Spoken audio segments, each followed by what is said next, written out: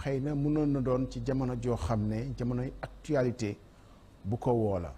waaye xëy na souvent du permettre ñu adresser question yi waxtaan ci xóotal ko bu fekkee ni dafa tombé ci situation boo xam ne daf ko woo moo tax ñu xaar ba jamonoy dal am jamono joo xam ne question bi nekkul ci actualité du quotidien pour waxtaanee ko ñu gën ko mën a xóotal li tax ñu woote jotaay bi dafa jëm ci loo xam ne ëllëgi réew mi la ëllëgi réew mi weesuwul ndaw ñi xale yi waaye it ci li nga xam ne ni mooy suuxu xale maanaam éducation di bànqaas boo xam ne kuréelu mbootaayu xeet yi dafa jàpp ni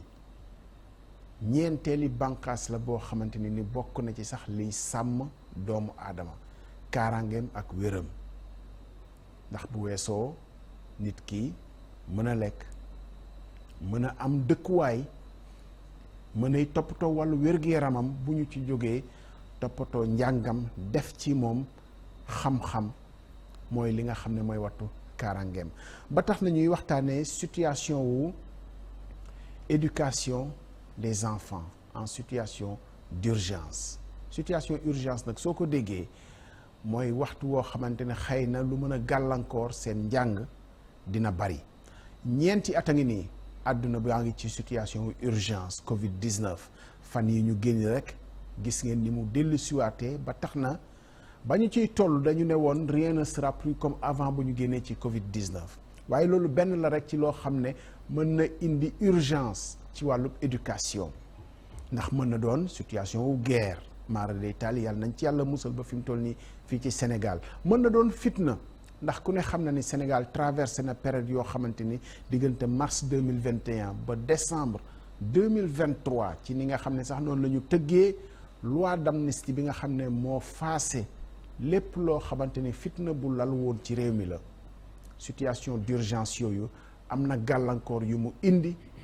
ci population yi vulnérabilité bu ñu ko déggee ci souvent ci situation de crise dañuy yaakaar ni jigéen ñi ak xale yi ñoo ci jiitu luy gàllankoor njàngu xale yi nag la ñu bëgg a waxtaanee tey teg ko ci taabal ji xool cadre juridique bi nga xam ne ni moom moo fi nekk lan moo ciy pexe ak xëy na acteurs yi nga xam ne nii ñoom waxtu wu ne ñu ngi ci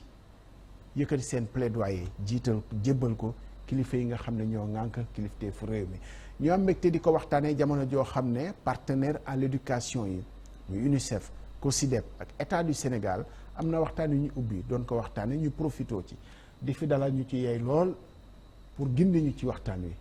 Mamadou Sam ñu ngi lay dalal fàtte ni yow yaa fi teewal ministère de l'éducation nationale nga yor it programme boo xamante ne nii ci ministère bi la nekk te muy toppatoo xale yi nga xam ne am nañ gàllankoor ci wàllu laago dalal jàmm Mamadou Sam. waaw jërëjëf maa ngi kontaan trop ci bienvenue bi ni ñu koy waxee ci ganale bi c'est ça di nuyu waa téléspectateurs auditeurs Futurs Médias yëpp di rafetlu seen liggéey parce que lii aussi mën naa wax seen participation la ci éducation parce que éducation soo ko waxee aussi laaj na communication donc médias yi yéen tamit yéen a ngi ci bay seen waar en tout cas di rafetlu jotaay bi di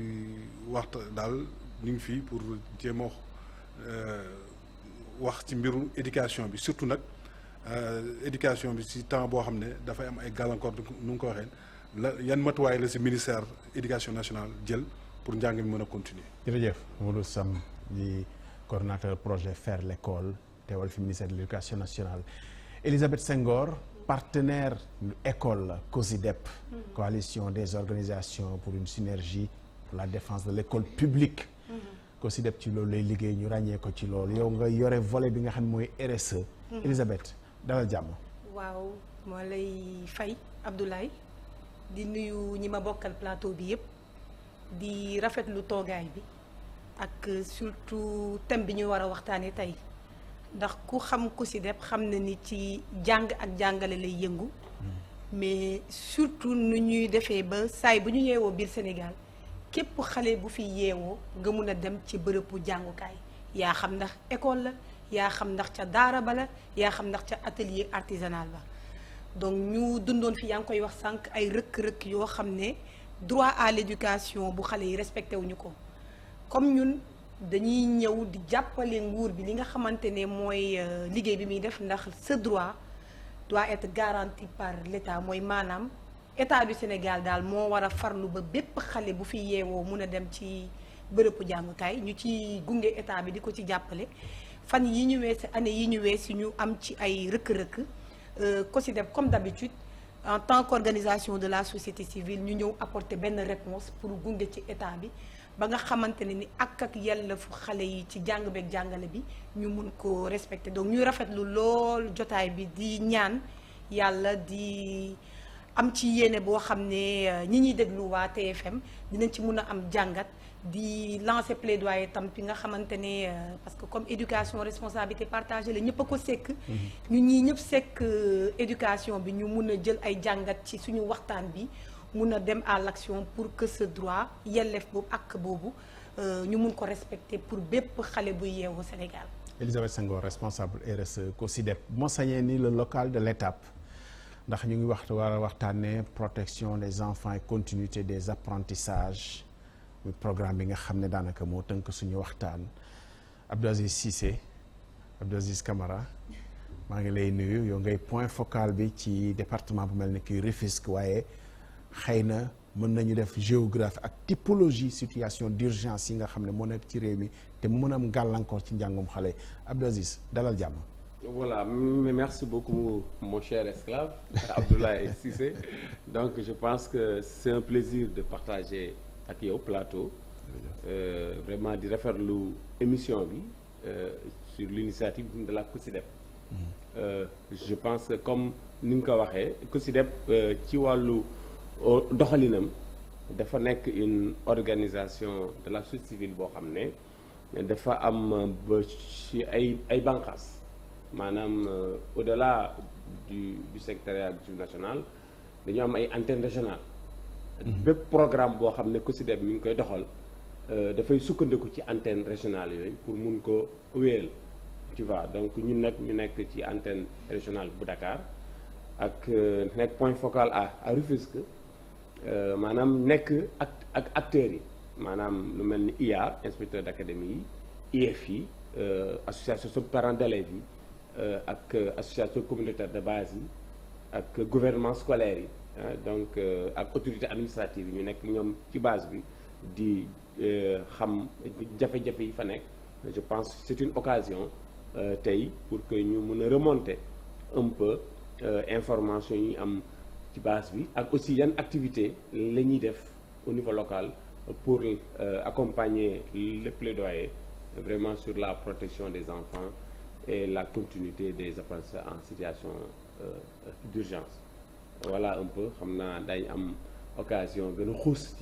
ci waxtaan bi. Abdou Aziz kii ci des sama xaritu bopp la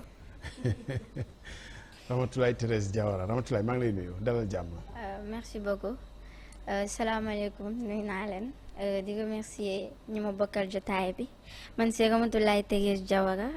adjointe du ministre chargé de la communication bu gouvernement scolaire lycée Périssac bu Ziguinchor.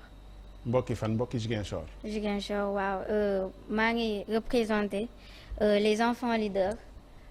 fii nii Dakar. lu la indi dëkku taax. Nous sommes là pour. waaw Aïcha. Nous sommes là pour le programme la protection des enfants et la continuité des apprentissages en situation d'urgence en collaboration avec UNICEF et COSYDEP oui. situation urgence enfant ci wàllu njàng mi ci réew moo xam ne xëy na dañuy jàpp ni tane na réew yu bëri ci situation yu crise grave yi nga xam ne ni mooy xew ci àdduna bi mën na doon crise environnementale mën na doon guerre civile xëy na Sénégal mucc na ci yooyu yu bëri mais ci situation wu éducation en situation d'urgence fii ci Sénégal yow lan nga jàpp ci sa diggante ak say moroom muy Ziguinchor muy Dakar 16 régions yi nga xam ne ñoom ñoo fi nekk lan mooy situation wu njàngu xale yi. Bon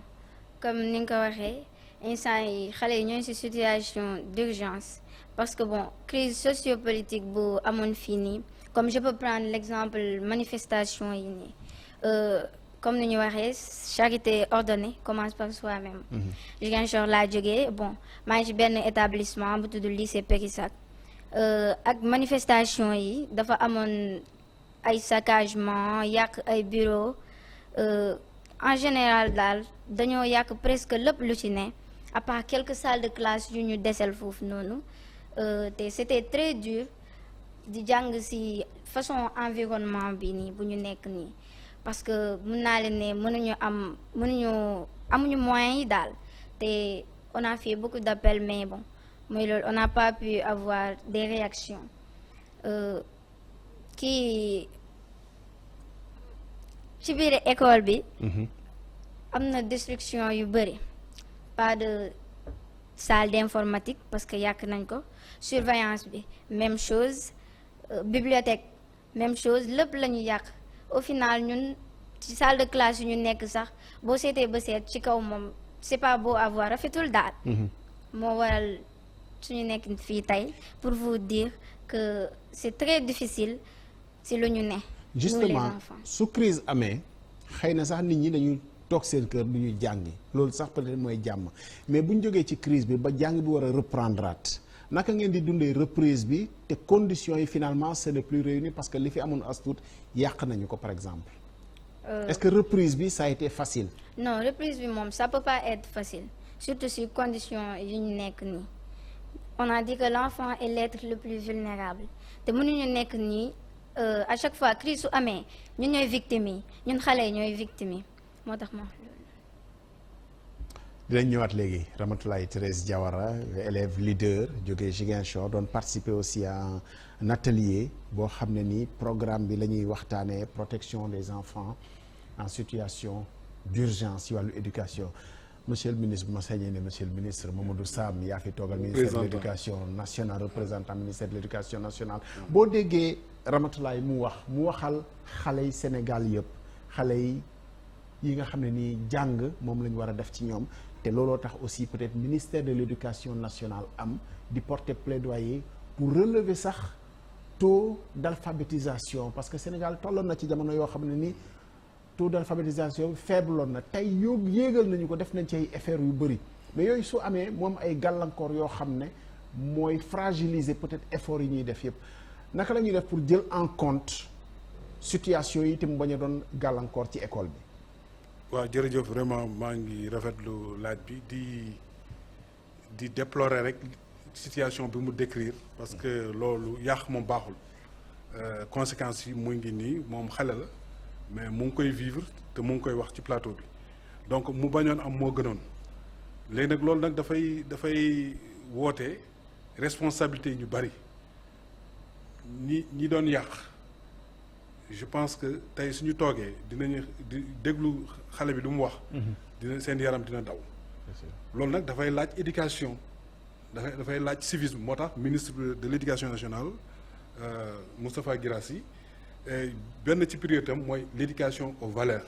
c'est-à-dire ñu càmbar ci xale yi pour ñu gën a am yar ñu gën a am civisme boo xam ne du ñu yàq seen moomeel ak moomeel keneen donc loolu déjà benn fànn la beneen bi mooy malgré li xew état bi déployé na ay moyens ay efforts ba école bi arrêté wul njàng bi continuer na mooy li ñuy wax continuité des apprentissages et protection des enfants en période d'urgence loolu dafa fekk nag dafa am ay jumtuwaay yoo xam ne dafa nekkoon ci école yi ay na structures yoo xam ne dafa nekk ci école yi mën naa ne c'est des structures yoo xam ne dañ fa nekk comme des structures d'alerte pour cas yi mel nii mën naa jël exemple association des parents d'élèves yi mën naa jël exemple observatoire sur la vulnérabilité des enfants en déperdition scolaire seen gouvernement scolaire yi xale léegi dañ leen encadré sous forme de gouvernement scolaire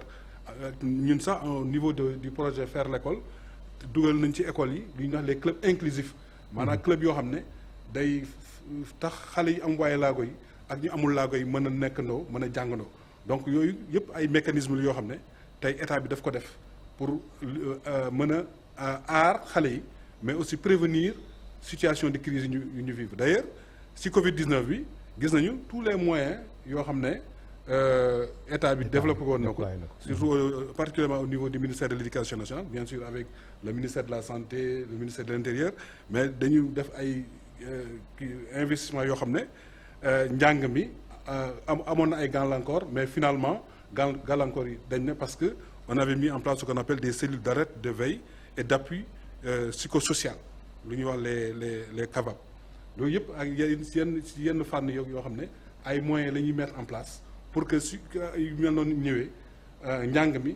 bañ a taxaw parce que njàng mi su taxawee rek dëkk bi taxaw na. il faudrait donc quelle que soit la situation l'école doit continuer à fonctionner. loolu daal la si bëggoon bien sûr Elisabeth Senghor yow yaa wax sànq. responsabilité partagée bi nga xam ne moom la ñu am ci école. mais dafa am lu ngeen yàgg documenté yéen waa COSYDEP maanaam li nga xam ne mooy choc endogène ak les chocs exogènes yi nga xam ne ci biti lay jógee dal ci école di indi gàllankoor parce que mun nañu ko wax toll nañ fi jamono problème école bi mu ngi woon ci abri provisoire mais boo xamee ni état bi ak partenaires yi dox nañu ci ba presque résorber ko wala ñi am abri provisoire aussi xëy na tey seen condition wu jàng gën naa yéwén mais mu am yeneen choc yoo xam ne ci biti lay jógee di dal ci école bi di ci indi gàllankoor naka la ñuy def ba choc exogène yooyu ñu mën ko mu am paravent boo xam ne ni mooy tax chaque exogène yooyu daal du am incidence yoo xam ne dama mën a gàllankoor jàng ni waaw je pense que Abdoulaye loolu moo indi programme PECASU bi muy protection des enfants et continuité des apprentissages en situation d'urgence ndax COSYDEP dafa toog benn moment ñu gis ni am na situation yu bëri yoo xam ne day gàllankoor jàng beeg jàngale bi ñu tuddee ko crise mooy maanaam rëkk-rëkk bu mun a dal ci nit ba léppam taxaw depuis sànq ñu ngi koy wax Covid bi crise sanitaire la woon jaar na fi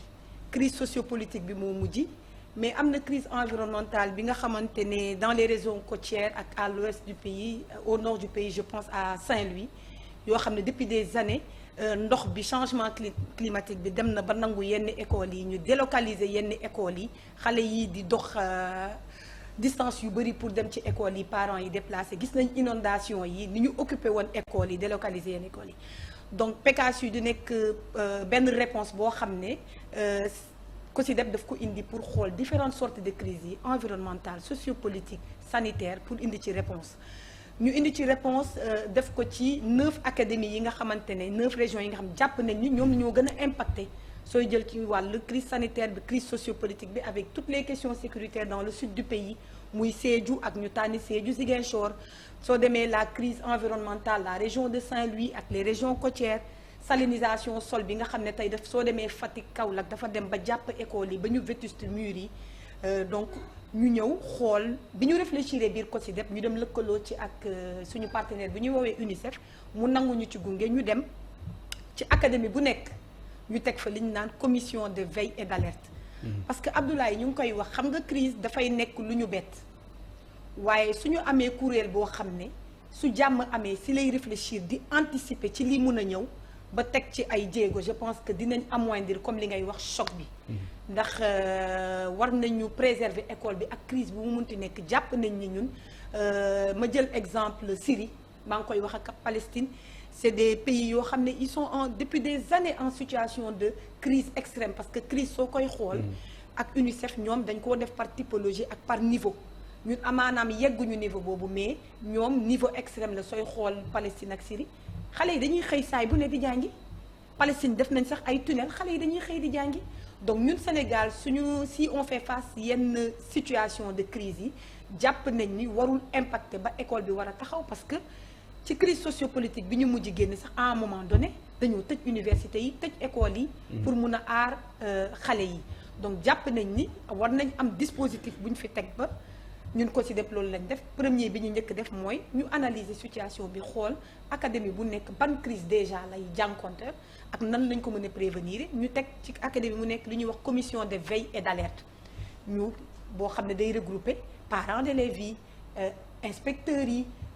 ASC yi bàjjenu gox yi ñu waxtaane xool ci académie bi kat ban crise lañuy gën a jànkoonte ñu waxtaan ci ut ci ay proposition ba ñu paree dañoo dem ci école yi parce que loolu amaanaam mag yi ak experts yi ñoo toog xale yi ñoom ñooy victimes yi yenn saa yi c'est vrai que à un moment donné nekkoon nañu ay auteurs mais ci principale crise yi c'est les premières victimes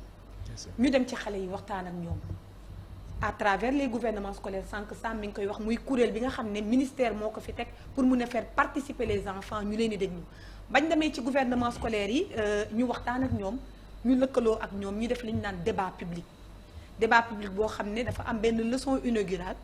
président gouvernement scolaire wala jeune leader moo ñëw wax ak i moromam pour wax leen li fi xew yee leen sensibiliser leen ci violence bi crise yi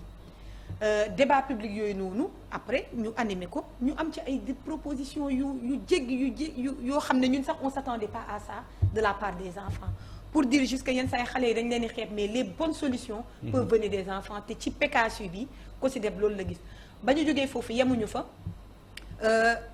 yaa ngi koy wax sànq crise yi day jógee ca biti ñëw dal école bi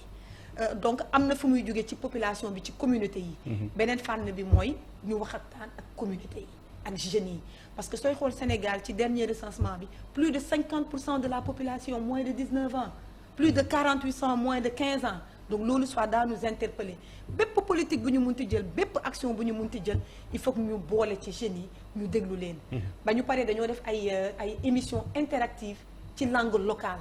ci rajo communautaire yi je pense que Aziz tout à l'heure dina dellu ci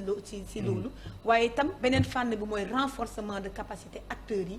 ñu génn ci léegi nii ci benn dialogue national boo xam ne ça va regrouper tous les acteurs leaders de la société civile ministère de la famille ministère de l'éducation nationale association des parents d'élèves pour ñu waxtaan xool nan la ñuy def ba lëkkaloo ba li nga xam ne ak yelleef fi surtout en matière de protection des enfants nga xam ne situation de crise bu mu munti doon muy crise environnementale muy crise sociopolitique muy crise sanitaire bu mu munti doon bu mu am rëkk-rëkk ci jàng beeg jàngale bi ndax gis nañ ni yeneen dëkk yëpp parce que ñun COSYDEP tàmm nañ def dem xool ci yeneen dëkk yi la fa xew loo xam ne ñoom dund nañ ko nan lañ def ba génnee si gis nañ ni dëkk yu bëri yi ñu wër ak bépp crise bu ñu munti jànkonteel teg nañ fi en place des dispositifs ba jàng beeg jàngale bi mun a wéy nu mu waree. Évidemment Abdou Aziz Camara on est loin des situations wu pays yi nga xam ne Elisabeth junj na ko Syrie Palestine mais dans les conséquences pratiquement benn la parce que tëj école moom boo demee ba egg ci pratiquement conséquences yi même la ci typologie ak cartographie bi nga xam ne def nañu ko dem nañu fi ba amoon nañu fi bac ubbi tey jàng tey mais boo demee ba nga xam ne ni ubbi tey mais jànguloo tey jànguloo ëllëg jànguloo ginnaaw ëllëg yaa ngi placé xale yi situation vulnérabilité boo xamante ni mën na rejoindre thématique bi nga xam ne moom la ñuy waxtaanee typologie ak cartographie bi lan lañ ci jàpp loo xamante ni mën nañ identifier problème yi afin de leur trouver des solutions. Voilà merci beaucoup Abdoulaye je pense que loolu moo gën a inspiré la COSYDEP ndax dañu seetlu ne déjà avant les crises notre quantum horaire était affecté. On n'arrivait pas à atteindre le quantum horaire. Déjà c'est un problème léegi ba crise yi ñëw gën a yokk déficit bi moo tax COSYDEP ne il est temps que quand même que ñu jóg vraiment def diagnostic bi xam réellement problème yàlla mun a proposer des solutions parce que dañu seetlu ne dans nos comment dirais-je dans nos villes on peut avoir différentes sortes de crises bon wax nañ la Covid bon wax nañ kii bi comment dirais-je les troubles sociopolitiques mais il y a des grèves spontanées des élèves yoo xam ne par exemple ñun à Rufisque dund nañ ko à plusieurs reprises ñu xëy rek par exemple les 3 lycées de la ville seen gouvernement scolaire réunir ñu war a dem composition ñu xëy rek grève dem génne élèves yu ndaw yi dans la ville ñu ne pourquoi parce que dañu am problème parce que ils ont joxuñ leen temps de révision normal pour mën a dem comme tu as vu le fait de sortir les élèves dans la rue su ñoom suñu génnee rek dañuy dem ci élémentaire bi ak moyen secondaire c'est des problèmes après bon maintenant la police day génn pour maîtriser l'ordre public. Bien sûr. Maintenant les conséquences bien sûr c'est autre chose moo tax souvent dañuy dund fële dans nos localités que s'il y a par exemple manifestation autorisée on voit des parents qui viennent dans les écoles pour récupérer leurs enfants. C'est des situations que nous vivons dans la localité. Et qui fait que il ne prennent plus les enseignements. Très bien. Voilà. L'autre élément aussi que nous remarquons dans les localités, c'est le problème de la sécurisation des écoles. Dans les écoles, il y a plusieurs écoles qui n'ont même pas de mur de clôture. Ou, par exemple, on voit des fois des gens sur Hamlet, des familles qui passent la nuit dans les salles de classe, le matin, très bonne heure, avant élèves yi ñëw ñu mën a jóg ranger waat table yi pour dem. À Rufisque man bon les Rufisquois m'entendent xam nañ li may wax que nous avons des écoles yoo xam ne tey les gardiens sont partis à la retraite mais ils sont restés dans l'école occupés kii yi locaux bi les familles se sont élargies. Maintenant, certains enfants passent la nuit dans les salles de classe. Tu as vu cette comment on peut l'appeler maanaam jaxasoo boobu entre adultes yi ak élèves yi ak yeneen ñoo xam ne jànguñ. Bien sûr. Tu vois, donc il y a tellement de choses yoo xam ne les enfants ne sont pas en sécurité dans les écoles. Évidemment, au-delà de la sécurité physique des lieux, il y a aussi l'autre problème d'insécurité pour les apprenants, parce qu'on a vu des chiffres quand même, des chiffres effarants sur le nombre d'heures perdues pour les filles qui sont dans des établissements où il n'y a peut-être pas d'accès à des sanitaires, à l'eau, parce que aussi xale yu jigéen la ñu toll ci situation yoo xam ne nii dafa laaj hygiène, ils perdent énormément d'heures de travail, de cours. Ça aussi, c'est des situations d'insécurité qui les placent en situation d'urgence. Dans les collèges et les lycées, on remarque ça. Les enfants sont les filles sont dans une vulnérabilité boo xam ne souvent dañuy moment yi am seen menstrues elles ne viennent pas à l'école. Parce que souvent dañuy am problème serviette. Bien sûr. Su fekkee dafa leen dal ci classe bi dañu mën a dem changer. C'est bien vrai que il y a des écoles qui commencent à s'organiser pour vraiment def ay cotisations, surtout les femmes enseignantes qui se cotisent souvent jël benn surveillante boo xam ne souvent mais souvent le stock n'est pas suffisant. Bien sûr. Moo tax les filles restent à la maison pendant 2 jours, 3 jours à 5 jours pour ne pas venir à l'école, c'est parce que c'est des questions. Tous les mois. L'autre élément aussi qu'il faut noter, c'est surtout ça intéresse Sam. Ce sont les parce que nous considérons ce que nous voulons. Elisabeth l'a dit, nous voulons que tous les enfants en âge d'aller à l'école puissent aller à l'école. Mais dañu remarquer que bon pour des questions d'handicap, il y a des enfants qui restent à la maison. Il y a des solutions qui sont en train d'être prises par l'État et le projet, mais am na fu élève bi toll ci handicap donc dootul neex a yóbbu parce que dafay mag, tu vois. Donc c'est les parents souvent, c'est les questions de finances, ils n'ont pas des ressources. Donc je pense qu'il est bon que dans les actions de plaidoyer qu'on puisse demander à l'État d'accompagner ces familles vulnérables pour que tous les enfants puissent aller à l'école. Yooyu yëpp c'est les questions yoo xam ne je pense que ñun ñu ngi koy dund dans les académies, hein, ñu ngi koy dund dans les maisons et dans les salles de classe. Maintenant le phénomène qui est venu aujourd'hui avec les manifestations politiques, c'est des enseignants influenceurs. Par exemple, tey ñun à Rufisque on a vu des élèves mis en prison et des enseignants mis en prison. C'est un nouveau phénomène. C'est un nouveau phénomène. Cela veut dire que tey élève boobu du jàngi, enseignant boobu du def cours. C'est des situations de crise yoo xam ne ñun dund nañ ko à Rufisque moment yu manifestation. Après nu ñu mujj def on a développé une médiation entre les acteurs pour aller voir les autorités administratives pour voir comment sortir de ces gars-là en prison. Voilà. Les enseignements se poursuivent. Ouais, pour que les enseignements se poursuivent. Ramatoulaye, yéen it ndeke kenn demul ngeen des de parce que on a entendu quand même ce ne sont pas des accusations bon d'adultes mais il y a des cas yoo xam ne aussi bon élèves yi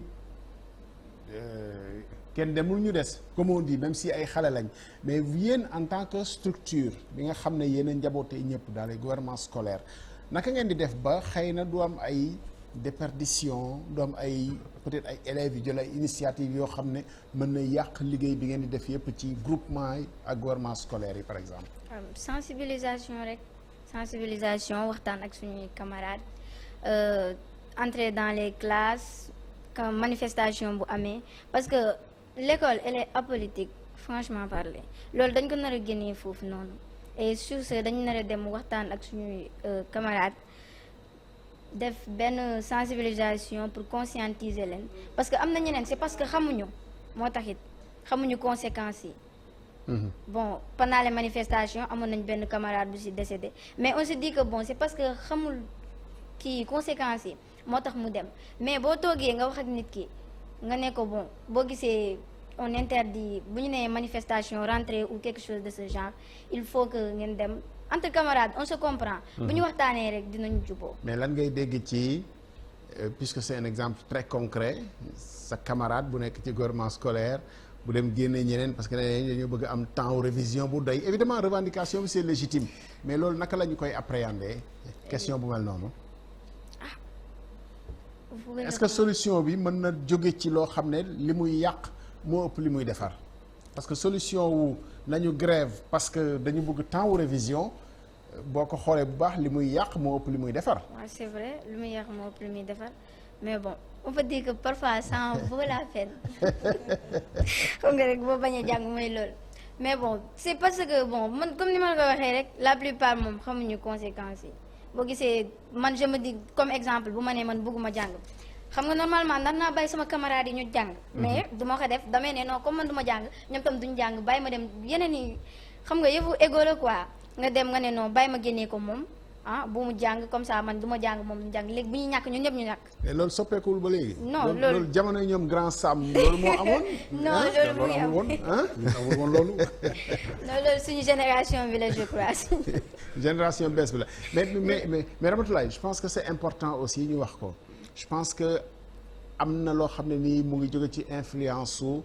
nouveau moyen de communication yi tey jafe na pour maîtriser yow boo nekkee gouvernement scolaire toog fii en tant que responsable ak ñun xëy na am na keneen koo xam ne influence bi mu am à travers les réseaux sociaux ëpp na sax yow influence boo mën a am toog fii ci télé bi en responsable avec des adultes di wax naka ngeen mën a def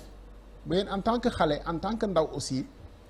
outils yooyu ngeen utiliser ko ci loo xam ne lu leen di jëmale kanam la loo xam ne luy mën a xeex par exemple luy préserver protection des enfants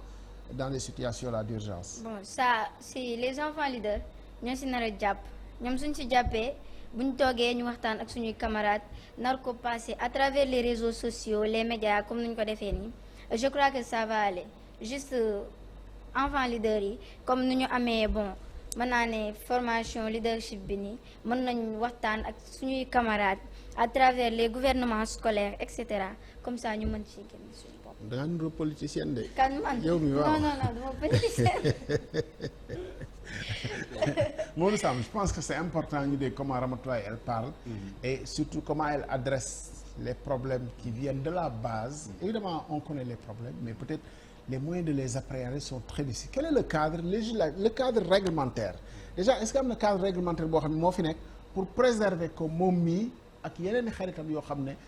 jàng la ñu bëgg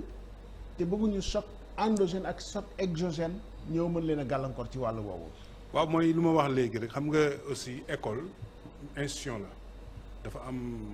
ay comment on appelle ça ay règlement intérieur dafa am nu muy fonctionner. dañuy faral di wax sax c'est sacré. voilà c'est sacré voilà donc ñoom soo gisee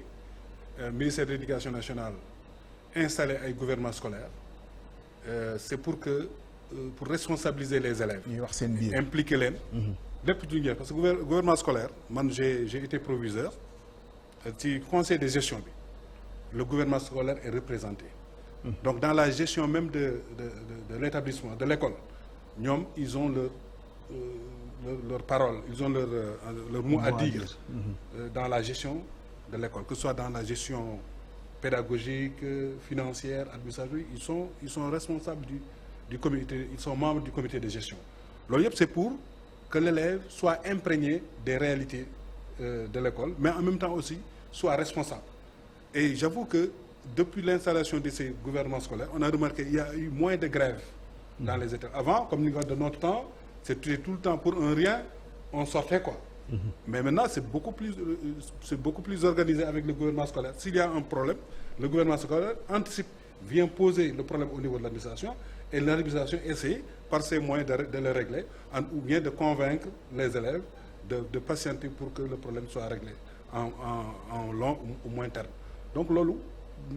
cadre boobu ça existe, wax naa ko sama njëlbeen wax. Il y a aussi l'APE, donc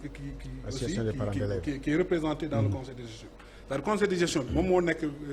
structure boo xam ne dafa boole acteurs système bi yëpp pour su amee ay problème ou bien même si amul problème ñu waxtaan nan la ñuy gérer par exemple école bi par exemple les moyens de l'école nan la ñu koy gérer. On vote le budget de l'école avec tous les partenaires de l'école. Donc loolu yëpp c'est pour prévenir d'éventuels conflits. Maintenant même yenn problème yi muy wax nii comme problème santé élèves yi, problème service hygiénique, il y a des établissements yoo xam ne dans le budget, ci budget école bi dañuy créer benn ligne boo xam ne c'est pour acheter des services hygiéniques pour les jeunes filles. Donc ak yeneen c'est pour peut-être j'ai parlé tout à l'heure d'OVD, d'observatoire sur la vulnérabilité des élèves en déperdition scolaire, mais loolu élèves yi seen bopp ñoom ñooy identifier ci seen biir seen camarades yoo xam ne dañu am jafe-jafe sur le plan social ou bien sur le plan sanitaire, ñëw poser ko au niveau de l'OVDS, ñu xool de manière très discrète comment régler le problème. Donc ça c'est des mécanismes d'anticipation à ces problèmes-là. Léegi nag dafa laaj aussi surtout yooyu fonctionner. Tant que fonctionne normalement kii bi école bi toujours day am ay problèmes comme yu muy wax. Wax naa tout à l'heure la violence boobu mu évoqué fii mais loolu c'est pas seulement la responsabilité de l'école, c'est pas seulement la responsabilité du ministère de l'Éducation nationale, mais c'est la responsabilité de toute la communauté parce que c'est une question d'éducation. Peut-être am na ni ñu lay yaree mais doo xalaat yàq yi fu jàmbur doo xalaat aussi yàq loo xam ne état moo ko moom parce que yow yaa ko moom. Donc loolu aussi rôle école bi la ci éducation bi sensibilisation bi mais c'est rôle aussi famille yi la communauté bi pour en tout cas yar xale yi ci aar seen moomeel yar xale yi aussi si respecter koo xam ne sa nit la comme yow. Donc loolu c'est un travail de sensibilisation qui est là et il a posé aussi le problème des enfants handicapés. Et là, depuis une décennie, le ministère de l'Éducation nationale est en train de mener une politique d'éducation inclusive. Actuellement d'ailleurs, presque dans toutes les régions, on a installé des écoles pilotes pour prendre en charge ces enfants en situation de handicap. En quoi faisant? Dañuy jël enseignants yi ñu former leen sur par exemple la pédagogie de l'inclusion, sur la méthode Braille, sur la méthode langue des signes, sur la discipline positive, pour que ñoom tamit fépp gox boobu ñu nekk fekkee am na ay xale yoo dañu am way laago ñoo dañu silmaxa ou bien dañu tëx ou bien dañu am laago seen i cër si tànk voilà donc ñooñu ñu mën a ñëw ci école bi jàngat yeneen xale yi parce que éducation inclusive loolu politique boobu le ministère de l'éducation nationale di développé mooy boole xale yi am way laago yi ak ñu amul laago yi ñu mën a jàngandoo ci même lieu mais en même temps développer des liens de solidarité yoo xam ne dina tax ba nga xam ne dañuy nekk société boo xam ne day répondre à notre devise nationale. Parce que nous sommes un même peuple. Donc voilà ci yooyu daal la ñu mën a sukkandiku pour dire que aujourd'hui cette question de la protection des enfants et de la continuité des apprentissages en période de crise est prise en charge au niveau du ministère de l'Éducation nationale et même il y a des structures d'alerte qui souvent si on les met en fonction peuvent prévenir donc de ces situations d'urgence. Elisabeth Senghor évidemment Abdou Aziz Camara mu ngi wax léegi joxe exemple bu concret ci boo xam ne enseignant bi disponible évidemment il donne l'exemple de l'enseignant qui est en prison en marge des événements sociopolitiques mais mun na bañ a doon disponible parce que dañu grève disponible parce que le nombre d'enseignants ne permet pas d'être dans toutes les classes. Comment on fait parce que yaa ngi fi évoqué sànq ay cas benchmarking ay pays yoo xam ne peut-être déroulé nañu ay stratégies fii est-ce que mën nañoo dem ba ci cadre législatif cadre réglementaire bi am service minimum boo xam ne nii ak lu mën di xew même bu dee grève la ñu xam ni am na loo xam ne war nañ ko assurer pour maintenir la continuité des apprentissages. waaw Abdoulaye foofu laa doon bëgg ñëw sànq bi ngay waxu cadre juridique et réglementaire bi je pense que ñun ñëpp d'accord nañ ni Sénégal on a un cadre normatif muy réglementaire ak législatif en matière de protection des enfants pour aar xale yi yàgg nañ ko wax le Sénégal est champion su dee signé convention yeeg yëpp signé nañ ko ratifié nañ ko on a même une stratégie nationale boo xam ne ñun ñëpp bañ koy bind lëkkaloo nañ ci ba d'accord ci ba tënk ko ci benn këyit pour protéger xale yi ci situation bu mu mënti nekk waaye fu muy sooxewee mooy ci doxalin bi ak mise en œuvre bi tey sànq ñu ngi ci doon waxtaan parce que def nañu benn liggéey ak leader société civile bi ak ministère de la famille ministère de l'éducation nationale cellule d'appui protection enfance bi ak yenn ONG yi ñu xool cadre règlement ñu gis ni lépp mat na amaanaam am na ay poñ yi ci sooxe muy ñàkk vote bi ñu def code de l'enfant par exemple Sénégal amuñu code de l'enfant le statut des daara ak li ñu gën a gis mooy amul harmonisation suñu loi nationale yi ak convention yi nga xam ne signé nañ ko au niveau international loolu benn point bu ñu gis la parce que suñu signé au niveau international il faut ñu def tout ba ñu harmoniser ko ak suñu loi yi ak suñu règlement yooyu foofu am na fa sooxee leneen li ñu gis ci mbirum protection des enfants mooy dafa nekk problématique boo xam ne dañu gis ni partenaires techniques et financiers yi ñoo ci gën a dugal seen loxo ñoo koy gën a financer ñu jàpp ni tey suñu amee stratégie war na am koppar budget des ressources suffisantes boo xam ne parce que cadre yi ñuy wax yépp am na de ni ñu koy wax sànq gouvernement scolaire yi organe de gouvernance yi mais doxin bi fonctionnalité bi mooy poser problème ba ñu mun a anticiper ci crise yi mun a résoudre yenn questions yi donc ci cadre juridique et réglementaire bi loolu lañ ci gis il faut li nga xamante ne signé nañ ko au niveau international ñu jéem ko respecter waaye mu méngoo ak suñuy loi ak règlement yi ñu bañ a bàyyee mbirum protection bi partenaires techniques et financiers yi kese mais nguuru Sénégal dugal ci loxoom dugal ci koppar bu war ba nga xam ne suñu stratégie bi nga xam ne tënk nañ ko ñëpp d'accord si ñu mun ko financer parce que au niveau de la stratégie tam am na ay organes même au niveau départemental ba niveau communal parce que ñun COSYDEP jàpp nañ ni véritable changement yi suñ ko bëggee am niveau local la ñuy dem mënuñoo toog ci Dakar bëgg régler problème bi xew Matam wala Saint-Louis jàpp nañ ni changement yi politique yi il faut ñu dérouler ko au niveau local. un terme galvaudé actuellement souveraineté donc war naa law ba ci mbirum politique ak stratégie nationale moom la ñu am. nguur bi il faut mu financer ko ñu am ci koppar bu war beneen poñ bi mooy xale yi il faut ñu leen di déglu. wax na ko ñuy rafetlu parce que COSYDEP yàgg na liggéey ak gouvernement scolaire sooy xool gouvernement scolaire lycée bi gën a rëy ci Sénégal mu Limamoulaye COSYDEP moo ko installé woon parce que ñun dañu gëm ni les solutions suñuy problème mun na xale yi mun na jóge ci xale yi donc gouvernement scolaire yi il faut ñu appuyer leen gën leen jox gëdd xale yi ñu gën leen déglu mbirum éducation civique tam il faut mu dellu si waat ndax Sam mi ngi koy wax am na yenn yoo xam ne jàng kese éducation kese moo la ko mën a may loo fi teg cadre loo fi dugal koppar te xale bi ci depuis bi muy nekk tout tànk amul yenn valeur yoo ko inculqué ba mu xam ni kat man Sénégal bi ñëpp laa ko bokkal alal bii nii du sama alal kese mais alalu ñëpp dama ko war a aar situation de crise su amee sax man dama ko war a préserver donc loolu dafay sooxee beneen poñ bi ñu bëgg wax tamit mooy mbirum protection wax na ko mbirum ñëpp la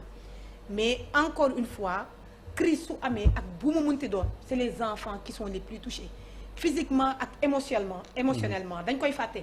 yenn saa yi mun na bañ a nekk benn impact physique de xale bi amaanaam violence bi muy traversé suy jógee yoonu école bi ba yegg mun na nekk choc émotionnel loolu il faut que ñu koy bàyyi xel di ko sóoraale ñuy ñëw di jublu ci nawet ñëpp xam nañ ni crise environnementale wala climatique dafa am Sénégal depuis des années mbirum inondation yi ak occupation école yi c'est une problématique qui est là ñu gis ni tamit rëkk-rëkk yooyu su amee c'est des réponses yi ñuy indi léegi d'urgence waaw d'urgence mais c'est pas des réponses durables wala ñu toog réfléchir ci xalaat si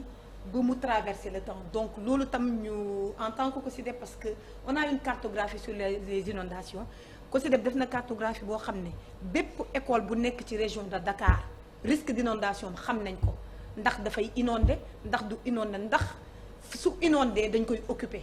donc c'est des questions yoo xam ne mbirum urgence da nga koy anticiper wax nga ko sànq su accalmie amee la ñuy mun a waxtaane pour mun a anticiper donc comme ñi ngi ci accalmie ñuy ñaan yàlla mu nekk situation buy continuer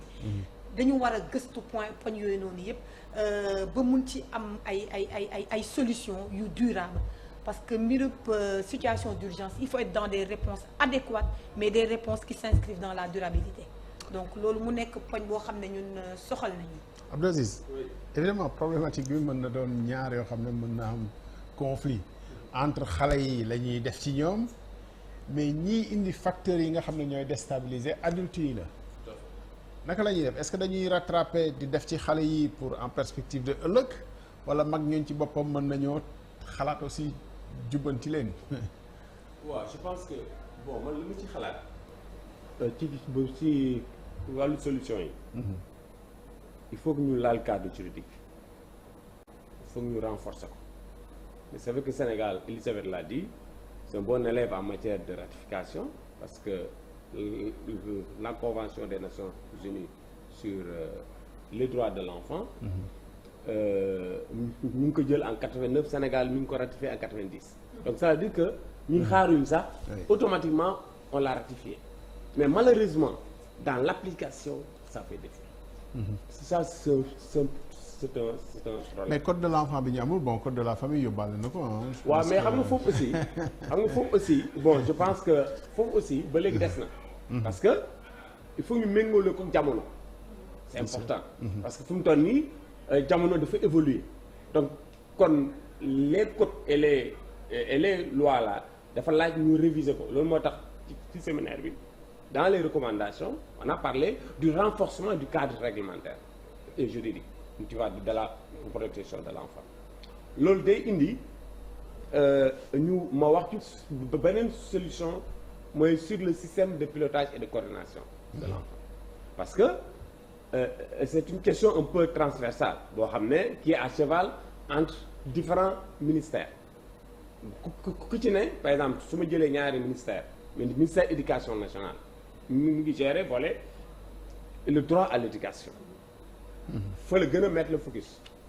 tu vois mais le ministère de la famille par exemple mi ngi mettre le focus sur la protection et cela veut dire quoi donc est-ce que nous avons une synergie d'action entre les différents acteurs institutionnels donc loolu man je pense que aussi le gouvernement du Sénégal doit prendre des mesures par rapport à ça pour voir comment on peut améliorer le système de pilotage sur l'enfant loolu dina tax ñu mën a harmoniser les interventions parce que ku ci ne yaa ngi def say intervention de manière isolée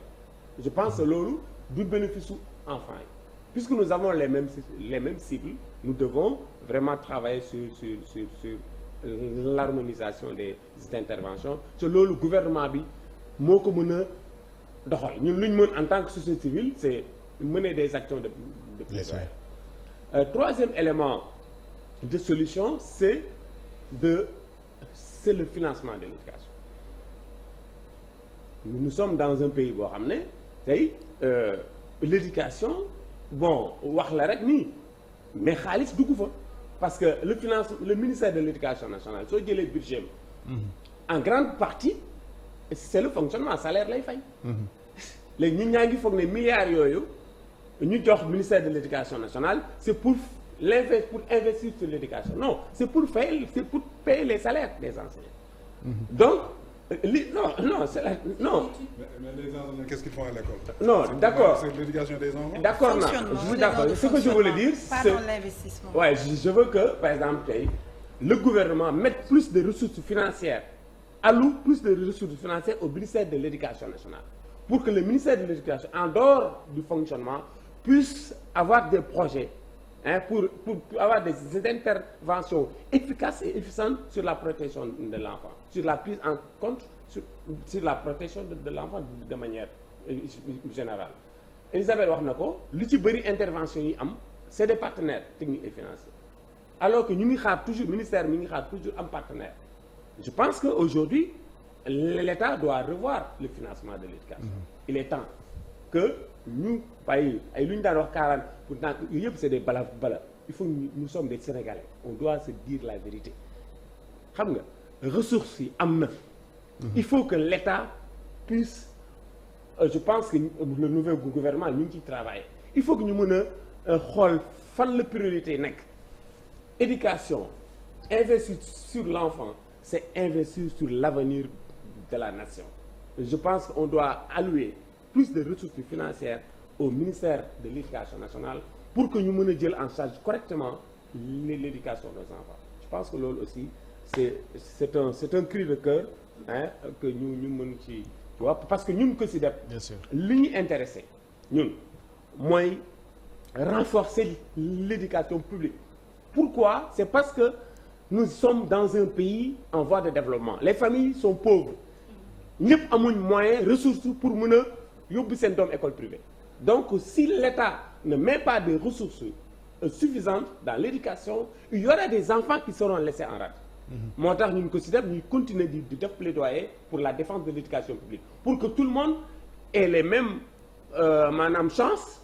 très bien pour avoir accès à l'essai mais pour mën a continuer ba achèvement. Évidemment, ça pose un autre problème, mais bon, c'est peut-être un autre débat. Souvent, on a toujours pensé que partenaires yi bu ñu financer aussi, ça amène un changement de curricula ci li ñu bëgg a wax ci ces questions qui ont traversé aussi l'actualité sur les questions genre, égalité et qui ne correspondent pas forcément à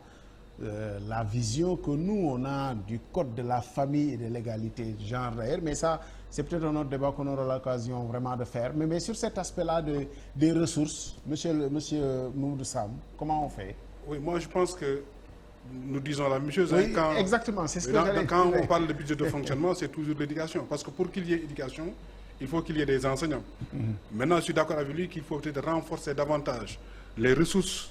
du ministère de l'Éducation nationale pour encore une meilleure prise en charge des enfants. C'est-à-dire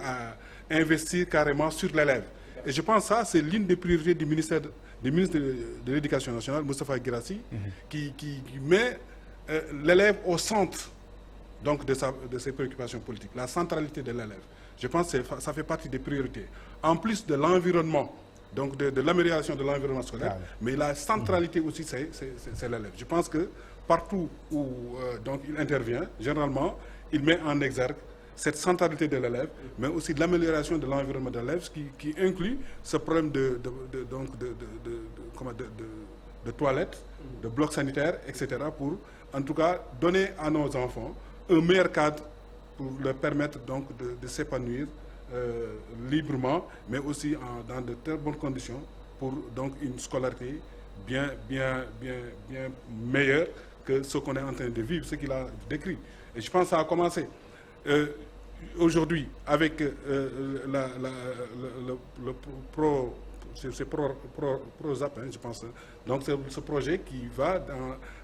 l'éradiction donc des abris provisoires. Donc tout cela, c'est une politique du ministère de l'Éducation nationale pour améliorer le cadre de l'environnement de l'élève. Donc de nombreux efforts sont en train d'être faits, mais c'est toujours bien qu'on ait des organisations comme la COSIDEP pour tirer sur la sonnette d'alarme afin que ces questions-là soient prises en charge d'une manière beaucoup plus intégrale ou bien d'une manière beaucoup plus efficace. Mais il faut dire qu'il y a cette dynamique,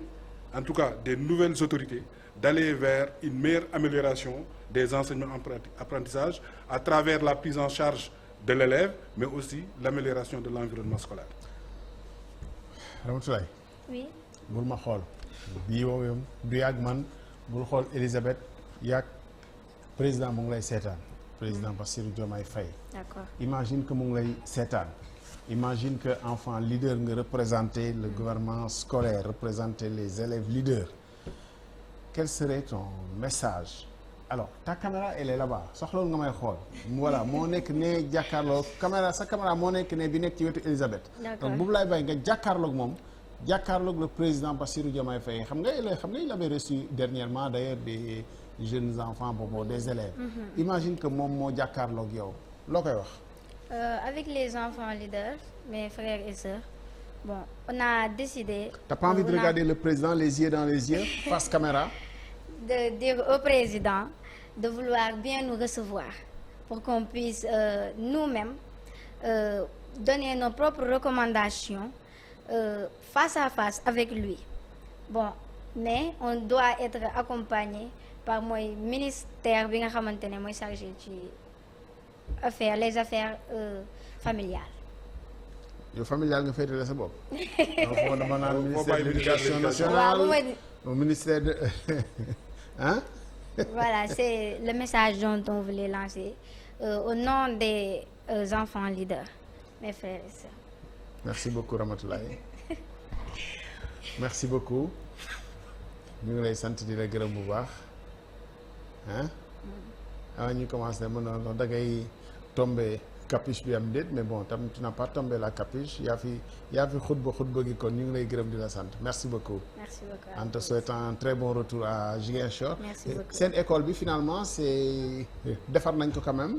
Non, defaraguñ ko ba léegi. Ah oui? Oui, la COSYDEPS était venue là-bas et on a dû chaque élève a dit ce qu'il ressentait. Et peut-être il y aura des réactions, peut-être ils vont réagir. Il y avait les médias là-bas. Ok. On attend les changements. Voilà, mais je précise, c'est le lot de beaucoup d'autres écoles, même bu dul sax destruction yi. Il y a beaucoup d'écoles yoo xam ne le cadre et il y a énormément d'initiatives, il faut le dire aussi, des anciens de certaines écoles. Je peux le dire parce que ça existe à Mbour, que je connais mieux, mais dans d'autres villes aussi, ça existe. Je pense que ça aussi, c'est très important, l'engagement communautaire des anciens. Elisabeth, peut-être... Abdoulaye, je pense que ça va être le mot de clôture. ndax jàpp nañ ni question yi ñu adressé tey c'est l'affaire de tout le monde dañu tàmm di ko wax l'État est le garant du droit à l'éducation, il est le premier responsable, mais tey jàpp nañ ni suñu lëkkaloowee ñun ñëpp acteurs yi ñu adressé ces questions liées à la protection en l'environnement, apprentissage, à la qualité, à l'accès, ñu ànd ci même voie, harmoniser suñuy intervention, mais tamit jublu ci état bi parce que état mooy suñu patron. Monsieur Cheikh Mbow day tàmm di ko wax ñun société civile amuñu école amuñu enseignant, ñun on vient en appui à l'État. Donc ñuy lancer un message de plaidoyer à l'endroit de toutes les autorités pour adresser la question de la protection des enfants. Aziz wax na ko sànq, koppar bi ñuy dugal ci jàng beeg jàngale bi muy budget investissement bi ñu gën ko yokk pour adresser les véritables défis du système. Di remercier suñu partenaire UNICEF, mais tamit suñu antenne locale yi nga xam ne ñoom la ñu lëkkaloowal ci 9 académies yëpp pour mettre en œuvre le programme PECASU ak suñu partenaire UNICEF. Di remercier jeunes leaders yi nga xam ne am nañu benn appel bu ñu lancé à l'endroit des autorités. Je pense que très prochainement on va y revenir pour faire le plaidoyer, porter le plaidoyer auprès du président de la République. ñu mun ñu recevoir jeunes leaders yi comme Ramatoulaye ni mu ko waxee, ñoom ñu mun a porter ñoom seeni préoccupations ak seeni recommandations. Merci Abdoulaye. Merci beaucoup Elisabeth Senghor, chargée du volet RSE à la COSYDEP, Coalition des organisations pour une synergie pour la défense de l'école publique. Monsieur Mamadou Sam, représentant le ministère de l'Éducation nationale, coordonnateur aussi du projet Faire l'école. Favoriser l'inclusion et la réussite l'inclusion, à l'école. voilà, di toppatoo xale yi nga xam ne dañu am handicap pour ñu gën a dellu ci école bi. Merci beaucoup Abdou Aziz Camara, njogonal bi defe naa ni voilà. Merci beaucoup bàyyi nañ la ko. Merci beaucoup. Merci. Ramatoulaye Diawara. Un plaisir de vous. Mbari Muso Inimbara yaa may. Inimbara. Merci beaucoup jërëjëf ñu ngi leen di gërëm di leen sant. Merci jërëjëf. Merci beaucoup. Coupé. Décalé.